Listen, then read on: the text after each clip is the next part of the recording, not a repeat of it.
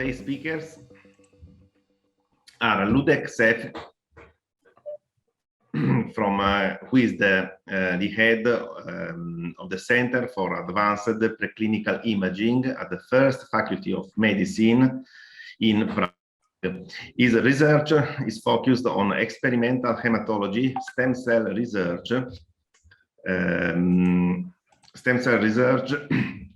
hyperbaric medicine, and multimodal in vivo imaging of small laboratory animals.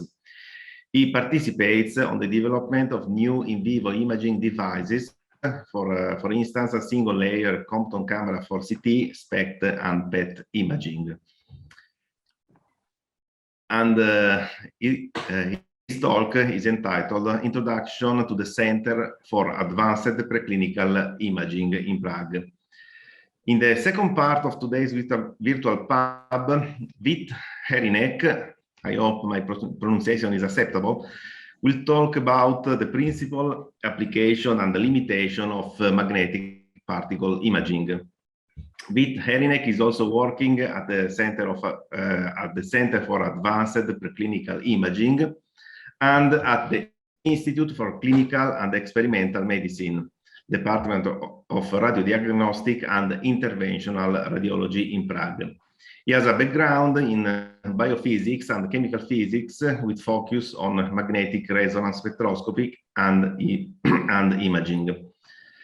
And his research focuses in molecular imaging, cell labeling, cell transplantation, and assessment of novel contrast agents, including those for cell labeling. And his talk will be focused on the principal, application, and the limitation of magnetic particle imaging, that is relatively new but very, very interesting new imaging mobility.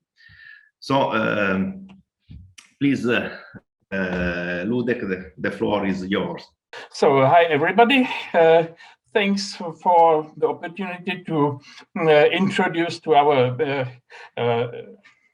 new Euro-BioImaging node located in Prague. We work since February 2016, so it's exactly 6 years we are on a scientific market. We are the only multimodal preclinical imaging center in the Czech Republic, and as I know, also in all the post-communistic countries in Europe. We are focused on preclinical imaging. That means the visualization of living animals for research. And it consists of two types of imaging: anatomical or morphological imaging and molecular or functional imaging. For anatomical imaging, we can use three modalities. X-ray modality, like computed tomography, then magnetic resonance imaging, and also ultrasound. For molecular imaging or functional imaging, we image the presence of molecules in the body. And our methods for this is positron emission tomography, single photon emission computed tomography, optical imaging. We can also image Cherenkov imaging, magnetic particle imaging, or photoacoustic imaging. In fact, it's these methods are the whole spectrum which is on the market. We have a couple of instruments. One of them is a three-modal imager for CT, PET, and SPECT. It's Albira from Bruker, and it allows us to image using SPECT isotopes. Like in this image, we can observe the accumulation of iodine state polymer via EPR effect in the tumor.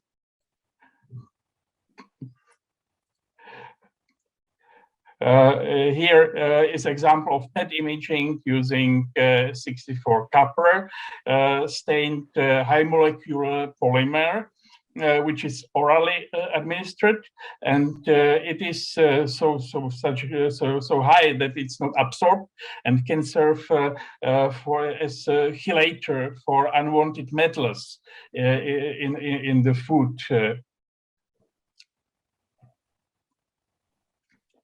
Very useful technique is optical imaging. It's very fast and relatively cheap and high throughput, and we can observe fluorescence or luminescence in living animals. I need to state that we are able to image small animals.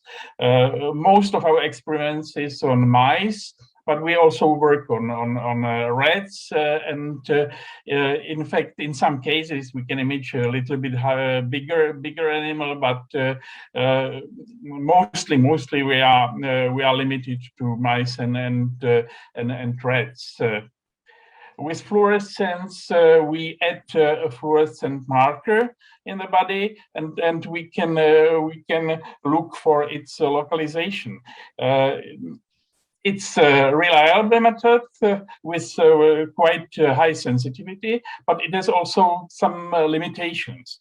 It is not really 3D. We can put mouse in a rotator, and we can image it from different angles. But the biggest limitation is the absence of quantitative imaging, because the light goes through the tissue and it's attenuated, and the deeper you have the source, the less light comes out. So we cannot really say how much tracer we do have in our source of fluorescence. It can be compared with semi-quantitatively, but real quantification is not possible. Luminescence uses genetically modified cells which express luciferase, enzyme which converts the substrate and then produces the light. It is superior over fluorescence, because we do not need the light, and that means that it's no autofluorescence of tissues and less background. But it's of course limited on the presence of genetically modified cells or organisms. In our optical imager, we can also observe Cherenkov radiation, which is produced by high energy beta particles. And it's a molecule imaging, so we image molecules. So we need some anatomical background, and here we can use either reflectance, the normal light image, or we can use X-rays. With magnetic resonance, we have two devices. The older and then simpler one is the Icon from Bruker, which is 1 Tesla permanent magnet-based magnetic resonance imager. It is very reliable and cheap imaging, but it's limited with the field strength. And it gives quite nice results. Like here you can see the mouse heart or growing. It's time-lapse photography showing the growth of glioblastoma in mouse brain. Or here you can see accumulation of contrast in the body. But last year, we installed the new 7 Tesla machine from MR Solutions, and it of course extended our possibilities in magnetic resonance significantly. So we can observe different nuclei. Here you can see 19F theranostic polymer imaging in a red leg, or here you can see the image of the mouse eye tumor. Or we can do dynamic imaging, mouse heart, for example.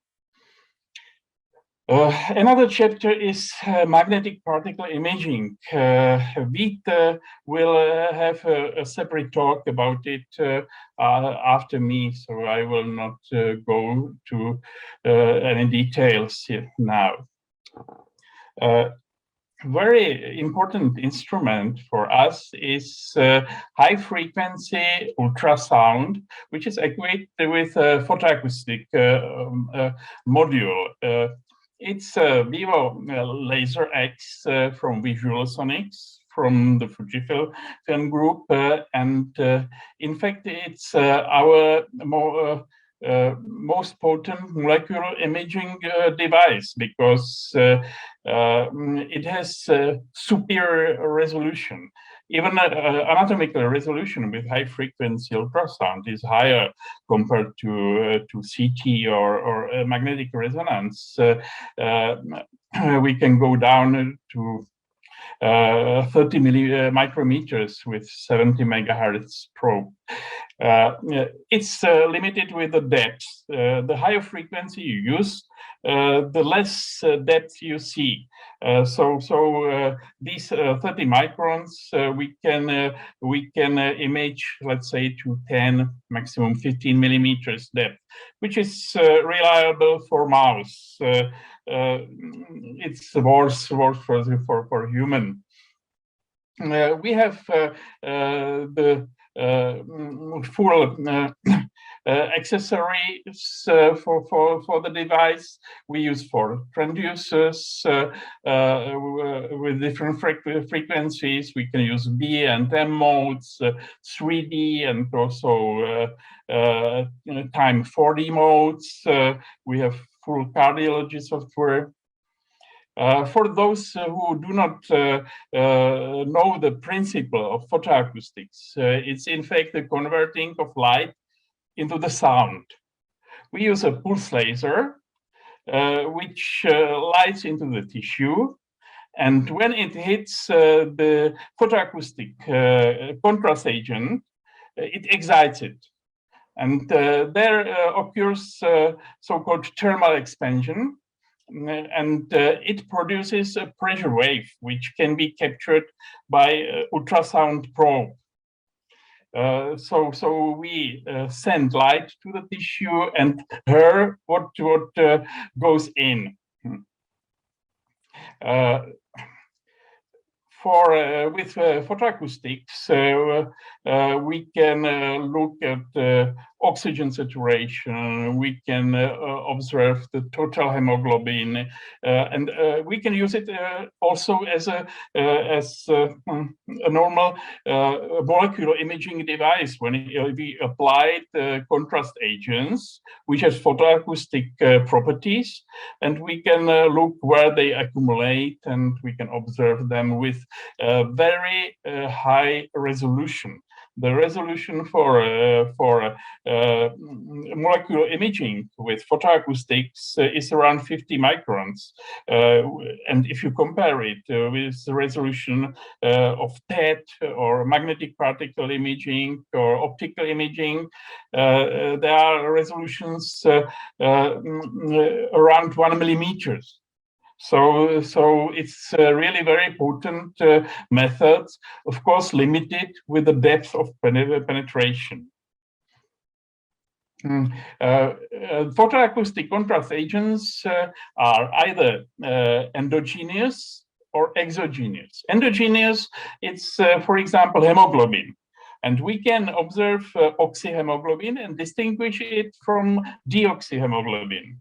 So we can look at the oxygenation of tissues. We also see very well melanin in the skin or in the cells in the body. Exogenous contrast agents may be other. Some fluorescent dyes or nanoparticles. For example, gold is a very good photoacoustic contrast. Applications are in any field of medicines, like oncology. We can observe vascularization of tumors, look at the tissue hypoxia, tumor detection. Volumetry of tumors can be very well done with the high-frequency ultrasound with high precision. We can work in cardiology, brain diseases, neurological diseases, molecular biology, and so on. We can apply exogenous contrast. We are also engaged in development of the new contrast agents for photoacoustics, not only for photoacoustic, for other methods like magnetic particle imaging and magnetic resonance as well. But for photoacoustic, there is not a lot of contrast agents on the market, so it needs to be extended. Along with our routine work, we also try to make better some methods which we use, and one example is the using of the new Timepics detectors for detection of radiation. So we are working with our collaborators from the industrial field on developing of new sensors for radiation, for spectral imaging in CT, color CT. Also, these detectors allow very fast imaging. So here you will see the beating of mouse heart, which normally is around 600 to 800 beats per minute. So we can slow it down significantly. Here another example, applying of gold nanoparticles intravenously, and you can see penetration through mouse heart. So really normally with the beat rate 600-800 per minute, it wouldn't be possible to observe it very well, but we can slow down it so we can observe it. Another use of these detectors can be for PET or SPECT or imaging or X-ray fluorescence imaging. We, with our partners, we tested the new, developed and tested the new single-layer Compton camera for SPECT imaging, which gives quite promising results. And what is the most important, that SPECT has very low sensitivity because it needs collimation. You need to capture just photons that pass through collimator, and it's because you need to identify the path of the photon and then the place when it was produced. But with content camera, you do not need any collimator, and then the sensitivity, which is below 0.1% in SPECT, can be for some isotopes extended to, let's say, to 80%. It's really in 2 orders of magnitude higher. So it's a very promising approach. Our center is located at the medical faculty, and we are just adjacent to the animal facility, which is SPF breeding facility, which has GMO approval, and we also work on patient-derived xenografts and different immunodeficient models. And the facility is also in progress of good laboratory practice certification, which can open our services also to some, let's say, pharmacy companies and so on. We have also access to tissue culture laboratories, molecular biology laboratories, and we have also very good flow cytometry lab with multicolor flow cytometry and sorting and also image cytometry. So we are very well equipped for collaboration in many research areas. Thank you. And I send you greetings from our beautiful Prague. It was very sunny in the morning, so let's hope that we will enjoy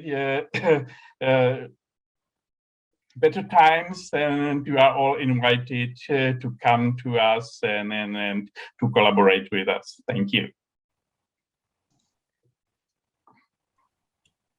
Thank you, Ludek, for your very nice overview of the techniques that are available at CAPI.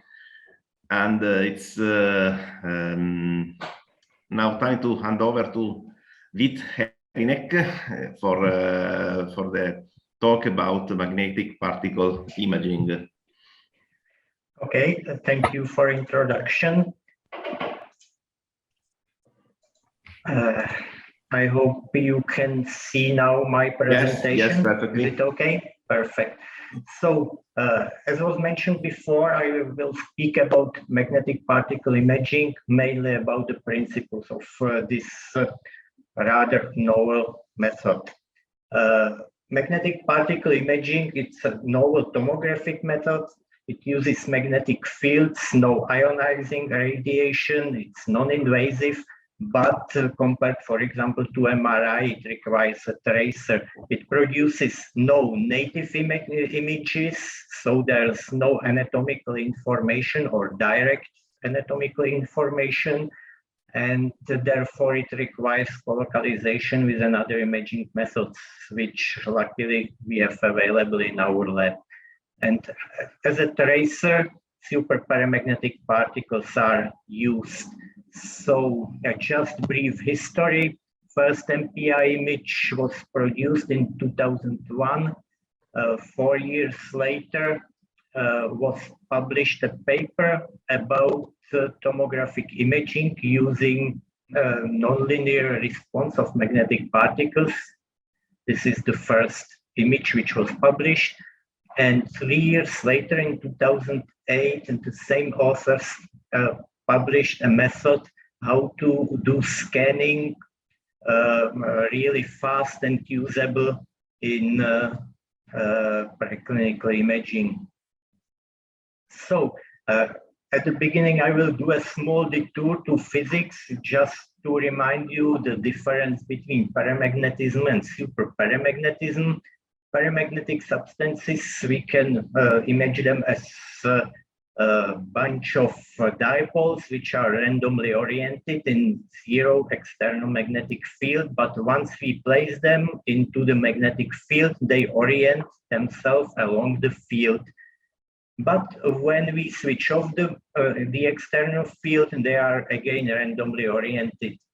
There are no interactions between these dipoles, or the interactions are smaller than thermal energy. Compared to this ferromagnetic material, once it's magnetized, the dipoles interact among themselves, and if we switch off the magnetic field, the material keeps its magnetization. And superparamagnetism combines both.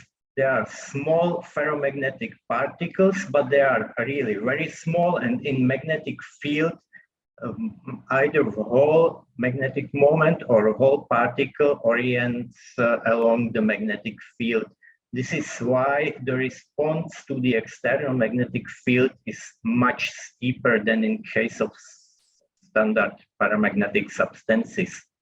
The alignment with the magnetic field is enabled either due to Brownian rotation when whole particles rotate, or by Nail's rotation when the magnetic moment rotates itself.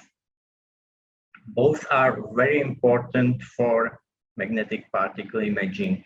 So let's have a look at the principle of the method. We have some particles, and if we apply external alternating magnetic field, so-called dry field here, we can observe changing of magnetization of the sample, and we obtain signal like this. This would be valid if there is no static external magnetic field, but if there is present a static external magnetic field, the particles are saturated. We are on the curve somewhere here, and the alternating dry field produces no signal, of course, because the particles are already saturated. And this is the hint on which the method is based. So we have external static gradient field in the space, so that in the middle there's a point where the field is 0, but everywhere else we have a gradient magnetic field. So if we apply at this system dry field, alternating field, then we observe signal from this point only. All other particles everywhere else are saturated. So for sure, if we observe a signal, we know it's coming just from this one point. And this is the basic principle of how the localization of the particles is done. So we can scan a whole space by this field free point, moving this field free point, and at every point doing the scanning and find out whether there are some particles. So if we have, for example, object like this full of superparamagnetic particles, place it into the magnet and then scan with the field free point the whole matrix, then we can record signal only from this space and reconstruct the image. And that's it. And this is how the first image, which was published, was actually acquired. But there is, of course, a lot of problems. There are physical problems that we need to acquire the signal during excitation, so there might be some interference. There are, of course, practical problems because sequential scanning of a 3D space would be really extremely long. There are also technical problems with building the instrument because we need many magnetic fields which might be timed accurately and so on. And there is a big problem with the material which is used for as a tracer. So we really need pure superparamagnetic particles which are non-toxic, biocompatible, etc. So the first problem can be solved quite easily. If the dry field has amplitude big enough so that we are not scanning only the linear part, but broader band, then the response will not be a sinus only. And if we do Fourier transform, we obtain spectrum like this. So this is the basic frequency, but there are also higher harmonics which correspond to this part of the curve. And in this case, we can simply filter out the basic frequency and get rid of possible interactions of the signal with the excitation field. Much more complicated is solving of fast scanning. In fact, we can alternating drive field apply from all three directions at once. And you can imagine that while one of the fields excites the sample, the other two are moving the field free point in the space. And we can combine them. If we have two same frequencies, of course, the field free point would move along line or circle if they are out of phase.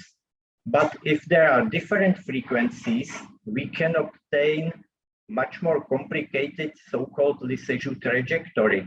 And the higher the least common multiple of the frequencies we use, the more dense trajectory we can get.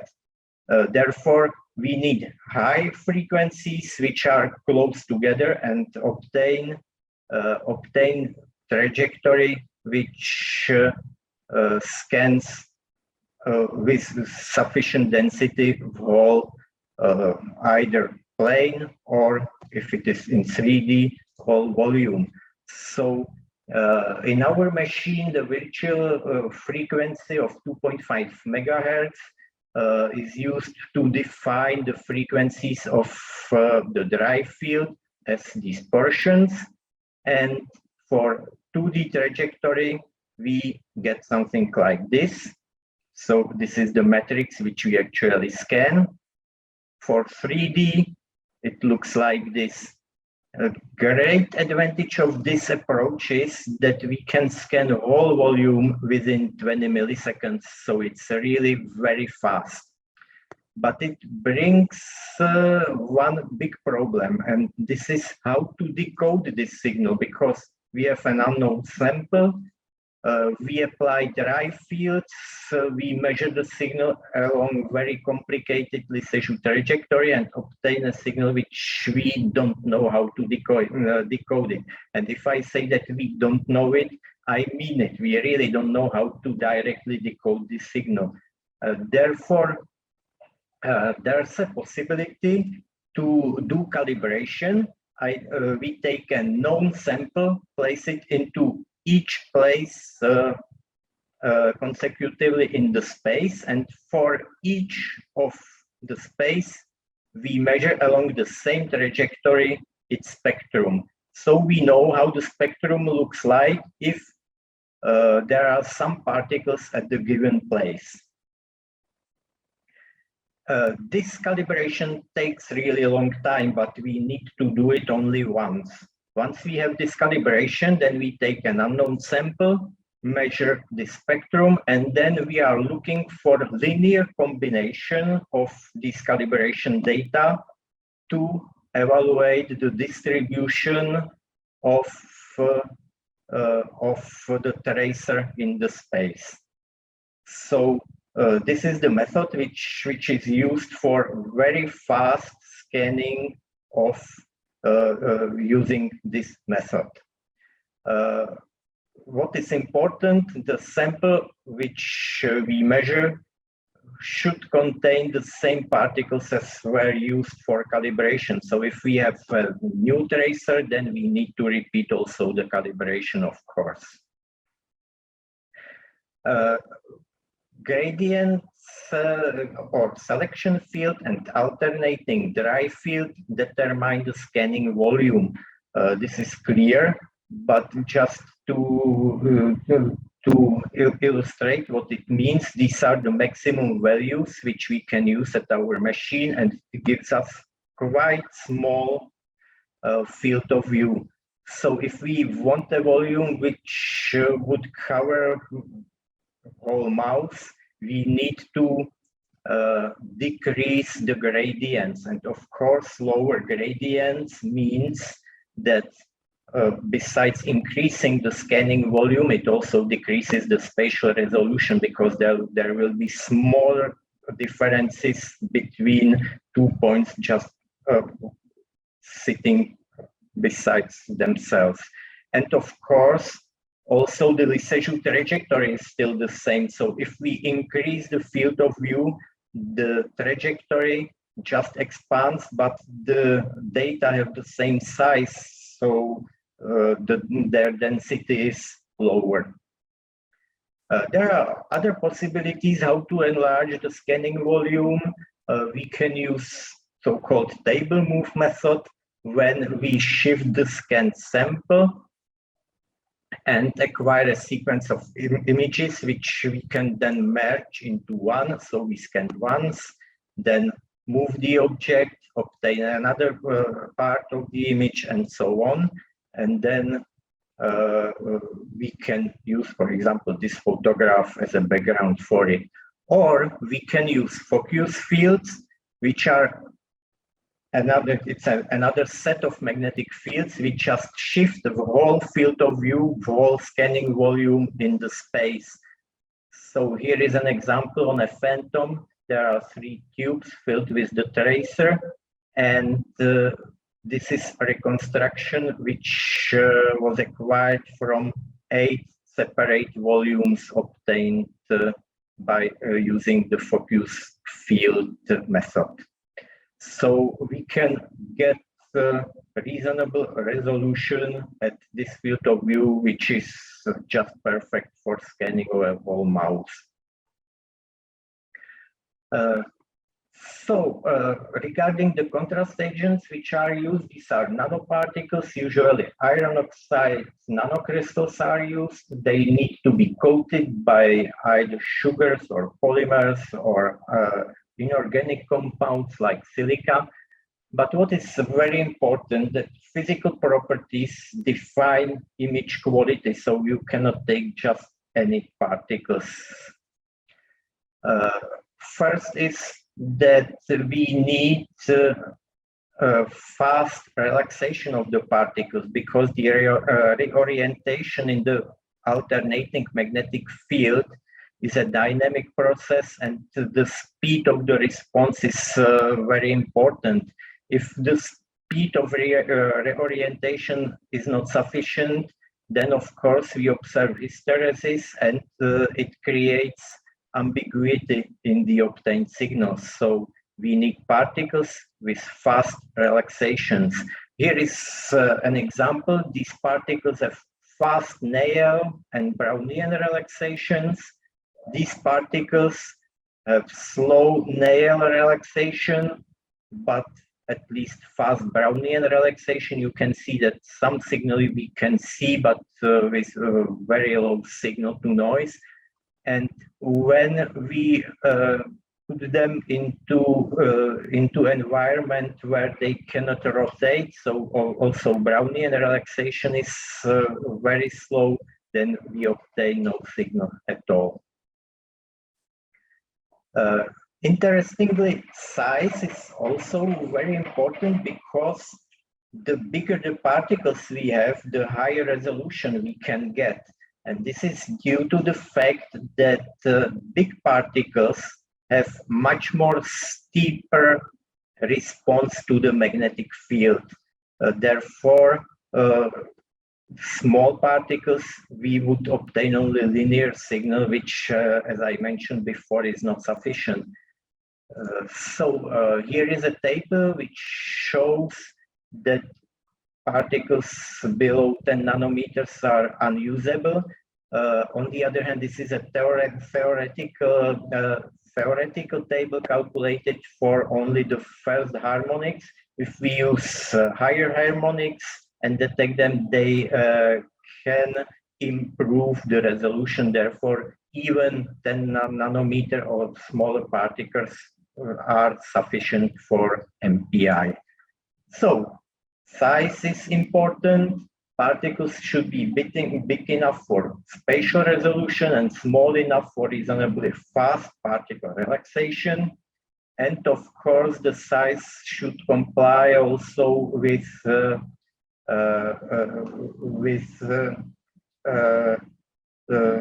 cell toxicity and so on. So the particles should not be too big to be biocompatible. And also narrow size distribution is important. If we use particles with such a broad distribution, like you can see on this electron microscopy image, the broad distribution would produce ambiguous signal, which is also not good for imaging. This is how the machine itself looks like. Here under this cover is the heart of it, the magnet with focus field coils, derive field coils, and selection field coils. And here in the back, behind this window, is hidden the robot, which moves the sample for calibration. The sample is placed at the end of this rod, and the robot moves it in all the three directions to cover all scanning volume. So to conclude, MPI is potentially a very interesting method, which probably has a lot of possibilities also in terms of combination with some theranostics like thermoablation and so on. It requires a contrast agent, and only the tracer is imaged, so it requires a colocalization with another imaging method. And there is a really broad area for research. Either data acquisition and processing still can be substantially improved. Nanoparticle development, this is what we are interested in now mostly, and there are also some preclinical and preclinical applications which are quite interesting. So thank you for your attention.